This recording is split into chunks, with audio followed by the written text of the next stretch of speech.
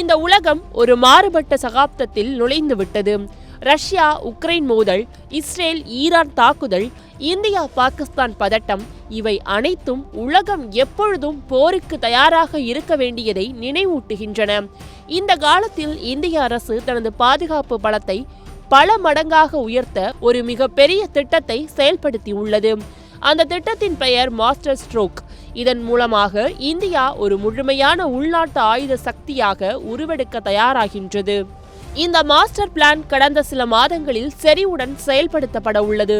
DRDO, அதாவது இந்திய பாதுகாப்பு ஆராய்ச்சி மற்றும் மேம்பாட்டு நிறுவனம், இந்திய ராணுவம், கடற்படை மற்றும் விமானப்படைக்கு மொத்தமாக 28 விதமான அதிநவீன ஆயுத அமைப்புகளை வழங்கியுள்ளது.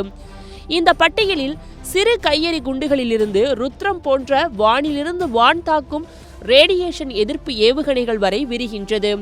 அவசரகால கொள்முதல் திட்டத்தின் கீழ் ரூபாய் 300 கோடி வரைக்கும் ஆயுதங்களை எந்தவித அனுமதியும் இல்லாமல் படைகள் நேரடியாக வாங்க முடியும். இந்த பட்டியலில் உள்ள மிக முக்கியமான ஆயுதங்களில் பினாகா ராக்கெட்டுகள், நாக் ஏவுகணைகள், லேசர் இலக்கு குண்டுகள், கடற்படைக்காக நீர்மூழ்கி குண்டுகள் மற்றும் கப்பல் எதிர்ப்பு ஏவுகணைகள் என ரகசியமாகவும் பலமாகவும் இருக்கின்றன. மேலும் இந்த ஆயுதங்களை உருவாக்கும் நிறுவனம் மட்டுமல்லாமல் எந்த அமைப்பிலிருந்து வாங்க வேண்டும் என்பதையும் DRDO பட்டியலில் தெளிவாக குறிப்பிட்டுள்ளது. உதாரணமாக, பினாகா ராக்கெட்டுகளை சோலார் டிஃபென்ஸ் நிறுவனத்திடமிருந்து வாங்கலாம். நாக் ஏவுகணைகள் மற்றும் கையெறி குண்டுகளுக்கு பாரத் டைனமிக்ஸ் லிமிட் நிறுவனம் தயாராக உள்ளது.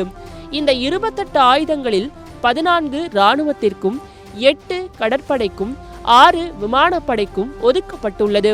இந்த பட்டியலில் இருந்து ஒவ்வொரு படையும் தங்கள் தேவைக்கேற்ப ஆயுதங்களை தேர்வு செய்யும் சுதந்திரம் பெற்றுள்ளன.